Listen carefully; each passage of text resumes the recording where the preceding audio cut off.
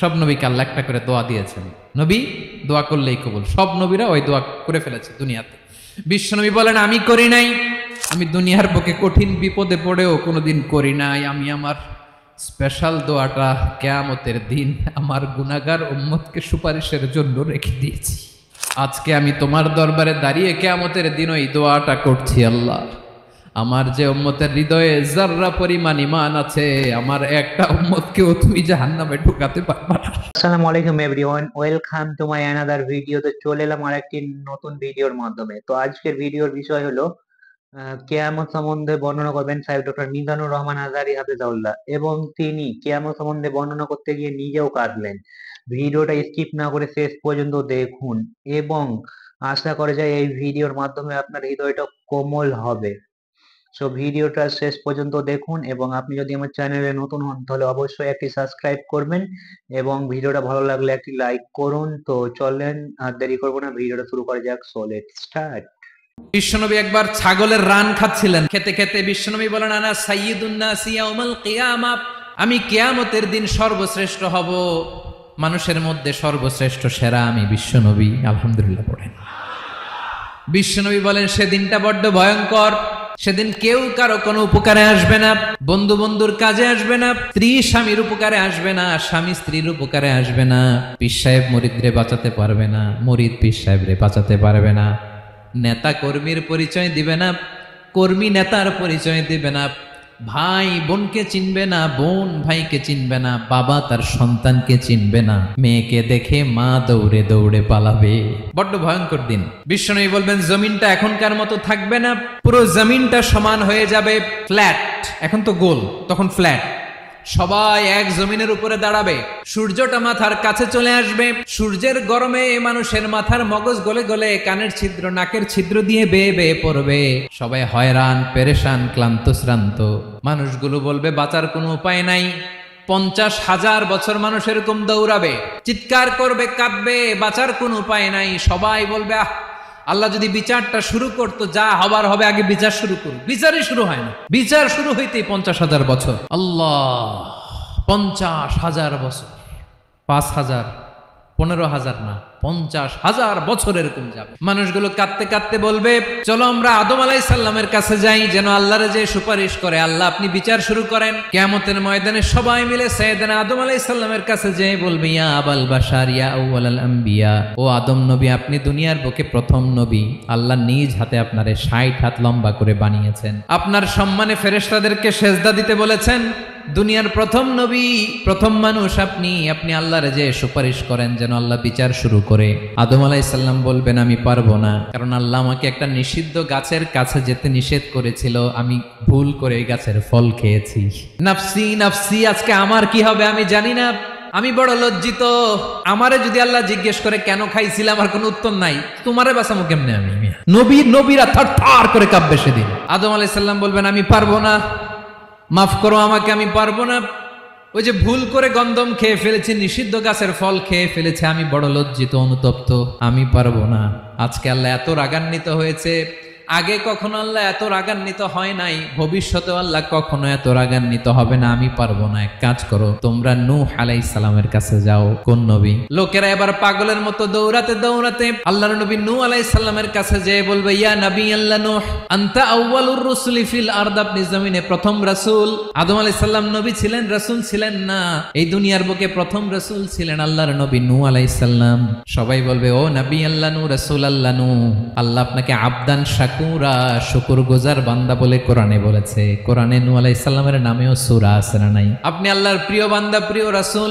দেখেন আমাদের কি দশা, ঘামতে ঘামতে শেষ, জমিনটা তামার জমিন, সূর্যটা মাথার কাছে, কি করবো আর পারি না, ঘামতে ঘামতে আর কত ঘামবো, কত দাঁড়িয়ে থাকবো। আল্লাহরে যে বলেন বিচার যেন শুরু করে। নূহ আলাইহিস সালাম বলবেন আমিও পারবো না, আমিও পারবো না, আমি আমার ছেলের জন্য এক কথা বলে ভুল করে ফেলছি।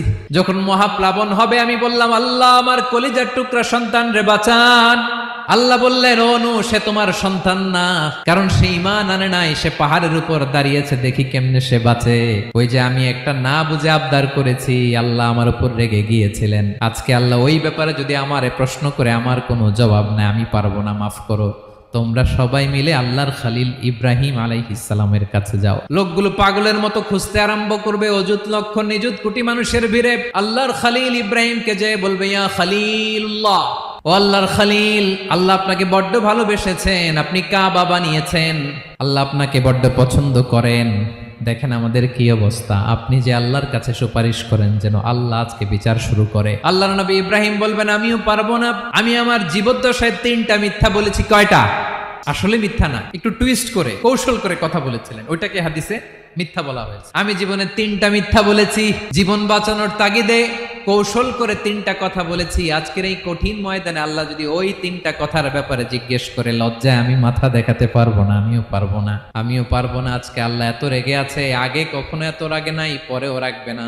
তোমরা সবাই মিলে বনি ইসরাইলের নবী মুসা আলাইহিস সালামের কাছে যাও। সবাই এবার যাবে মুসা আলাইহিস সালামের কাছে, যেয়ে বলবে, ইয়া নবী আল্লাহ মুসা, আপনি ছিলেন কালিমুল্লাহ, আল্লাহর সাথে সরাসরি কথা বলতেন, রব্বুল আলামিন আপনাকে তাওরাত কিতাব দিয়েছেন, আপনি যে একটু সুপারিশ করেন। আল্লাহর নবী মুসা বলবেন, মাফ করো, আমিও পারবো না, আমি দুনিয়ার বুকে ভুল করে একটা মানুষকে মেরে ফেলেছি।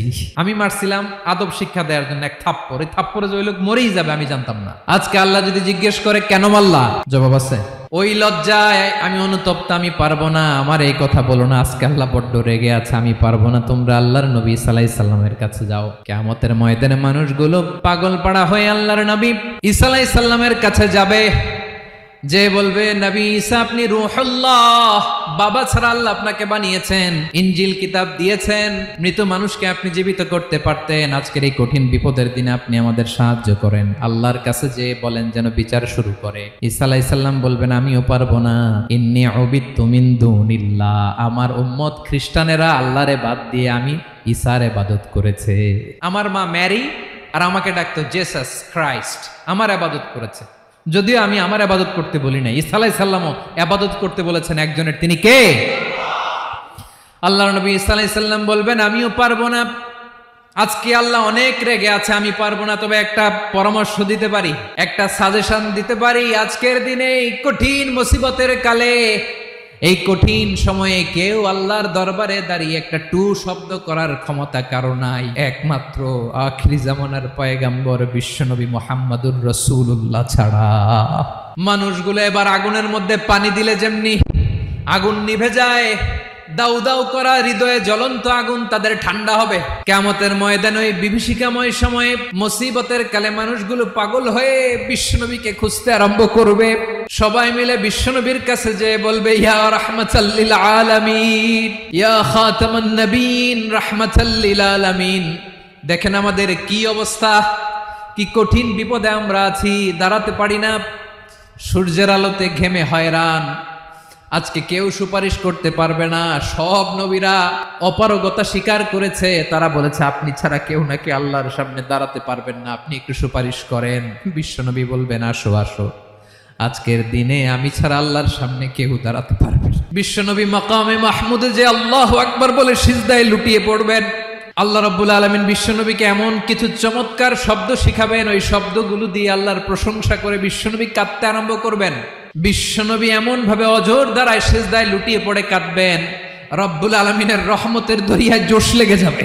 রব্বুল আলামিন এই দৃশ্য থেকে সহ্য করতে পারবেন না। রব্বুল আলামিন বলবেন, ইয়া মুহাম্মদ ইরফা রাসাক, ও নবী আপনি মাথা তোলেন, মাথা তোলেন, আপনার কান্না আমি সহ্য করতে পারি না। নবী আপনি মাথা তোলেন, সাল তুতা, আজকে আপনি যা চাবেন তাই দেব। নবী আপনি সিজদা থেকে মাথা তুলেন, সাল তুতা। বিশ্বনবী এবার মাথা তুলবেন। যে বিভীষিকাময় সময়ে প্রত্যেক নবী বলেছেন আমি পারবো না, প্রত্যেক নবী বলেছেন নাফসি নাফসি, আমার কি হবে আমি জানি না, আল্লাহ আমারে বাঁচাও। প্রতিটি নবী বলবেন নাফসি নাফসি, আল্লাহ তুমি আমারে বাঁচাও, আমারে বাঁচাও। বিশ্বনবী মাথা তুলবেন, তুলে বলবেন রব্বি হাবলি উম্মতি, আল্লাহ তুমি আমার গুনাহগার উম্মতকে বাঁচাও। এই দুনিয়ার বুকে রব্বুল আলামিন সব নবীকে একটা করে দাওয়া মুস্তাজাবা দিয়েছেন, মানে যে দোয়া করলে কবুল হয়ে যায় সাথে সাথেই। দাও বিহা, দুনিয়ার সব নবীরা ওই দোয়াটা দুনিয়ায় করে ফেলেছে। সব নবীকে আল্লাহ একটা করে দোয়া দিয়েছেন, নবী দোয়া করলেই কবুল। সব নবীরা ওই দোয়া করে ফেলেছে দুনিয়াতে। বিশ্বনবী বলেন আমি করি নাই। ওয়া ইন্নী আখতাবিউ দাওয়াতি শাফাআতান লি উম্মতি ইয়াউমাল কিয়ামাহ, আমার ওই স্পেশাল দোয়াটা আমি দুনিয়ার বুকে কঠিন বিপদে পড়েও কোনোদিন করি নাই। আমি আমার স্পেশাল দোয়াটা কিয়ামতের দিন আমার গুনাহগার উম্মতকে সুপারিশের জন্য রেখে দিয়েছি। আল্লাহ বলবেন নবীর ফারাসাক, মাথা তোলেন, আর কাটবেন না। বিশ্বনবী মাথা তুলবেন। আল্লাহ বলবেন সাল তোতা, আপনি যা চাবেন তাই দেব। ওয়াশফা তুশাফা, সুপারিশ করেন, সুপারিশ কবুল করব।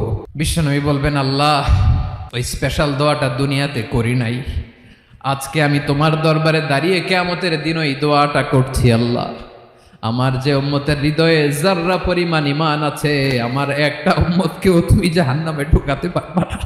বিশ্বনবী পাগলের মতো একবার হাউজে কাউসারে যাবেন, একবার সিরাতে যাবেন, একবার পুলসিরাতের দিকে, একবার হাউজে কাউসারের দিকে পাগলের মতো দৌড়াতে থাকবেন, তার কোনো গুনাহগার উম্মত যাতে জাহান্নামে ঢুকে না যায়। সেদিন কেউ সুপারিশ করতে পারবে না বিশ্বনবী ছাড়া। এজন্য 5 নম্বর আল্লাহ বললেন মান যাল্লাযী ইয়াশফাউ ইনদাহু ইল্লা বিইযনিহি। কার সাহস আছে, কার এত বড় বুকের পাটা কিয়ামতের কঠিন দিন আল্লাহর সামনে দাঁড়িয়ে সুপারিশ করবে? কারো ক্ষমতা নাই, কারো ক্ষমতা নাই। বিশ্বনবী সেদিন সিজদায় পড়ে উম্মতের জন্য কাঁদবেন, সবাই কাঁদবে, নফসি নফসি, আল্লাহ আমারে বাঁচাও, আল্লাহ আমারে বাঁচাও। বিশ্বনবী বলবেন উম্মতি উম্মতি। বিশ্বনবী আমার জন্য কাঁদবেন, আপনার জন্য কাঁদবেন, আমাদের জন্য সেদিন কেঁদে কেঁদে জাহান্নামের দরজায় দাঁড়িয়ে আমাদেরকে টেনে টেনে জান্নাতে ঢুকাবেন। এজন্য এই বিশ্বনবীর ভালোবাসা যেন আমাদের হৃদয়ে ভরপুর থাকে। আমার ভাইয়েরা, প্রতি শুক্রবার বিশ্বনবীর উপরে বেশি বেশি যেন আমরা দুরূদ পড়ি। আমরা যখন বিশ্বনবীর সালাম দেই, দুরূদ পড়ি, একদল স্পেশাল ফেরেশতা আছে যারা বিশ্বনবীর দুরূদটা নিয়ে সরাসরি বিশ্বনবীর রওজায় যায়, যে বলে অমুকের বেটা অমুক আপনারে সালাম দিয়েছে। বিশ্বনবী নিজ কবরের থেকে নিজেই সালামের উত্তর দেয়। বিশ্বনবীর ভালোবাসা যেন আমাদের হৃদয়ে থাকে, বিশ্বনবীর সুন্নাহ দিয়ে যেন আমাদের জীবনটাকে সাজাই। পারা যাবে ইনশাআল্লাহ। বিশ্বনবীর ভালোবাসা ছাড়া কেউ জান্নাতে ঢুকতে পারবে? বিশ্বনবীর পক্ষে আমরা বলবো, বিশ্বনবীর পক্ষে আমরা লিখব, বিশ্বনবীর জন্য আমরা আমাদের কলিজার রক্ত বিলিয়ে দিব, ঠিক কিনা বলেন? সেদিন বিশ্বনবী ছাড়া কেউ সুপারিশ করতে পারবে না। 5 নম্বর আল্লাহ বললেন মান যাল্লাযী ইয়াশফাউ ইনদাহু ইল্লা বিইযনি। কে আছে সুপারিশ করবে আল্লাহর সামনে? আর আপনি আপনার বাবার দরবারে যে সেজদা দেন, হ্যাঁ, ইব্রাহিম আলাইহিস সালাম থারথার করে কাঁপবে আর বলবে নফসি নফসি, আল্লাহ আমারে বাঁচাও। মুসা আলাইহিস সালাম থারথার করে কাঁপবে, আল্লাহ নফসি নফসি, আমারে বাঁচাও। আর আপনি পীরের দরবারে যে সেজদা দেন, কোথায় আছেন আপনি? খবরদার, কেউ বাঁচাতে পারবে না। যাকে ইল্লা আল্লাহ যাকে অনুমতি দেন, বিশ্বনবীকে দিবেন, নবীদেরকে দিবেন, এরপরে আল্লাহ তার স্পেশাল ওয়ালিদেরকে, মুত্তাকিনদেরকে, শহীদদেরকে, সিলেক্টেড বান্দাদেরকে দিবেন। কিন্তু কাকে দিবেন, কার জন্য দিবেন, দুনিয়ার কেউ জানে না। একজন ছাড়া, তিনি কে? আল্লাহর ওয়ালিদেরকে, নেককার লোকদেরকে আল্লাহ সুপারিশের অনুমতি দিবেন। কিন্তু আপনি যারে মানেন, যার পায়ে সেজদায় লুটিয়ে পড়ে থাকেন, তারে যে আল্লাহ দিবেন, এটার কোনো গ্যারান্টি আছে? কথা বলেন। এজন্য জপতে হবে একজনের নাম। আওয়াজ করে বলুন, তিনি কে?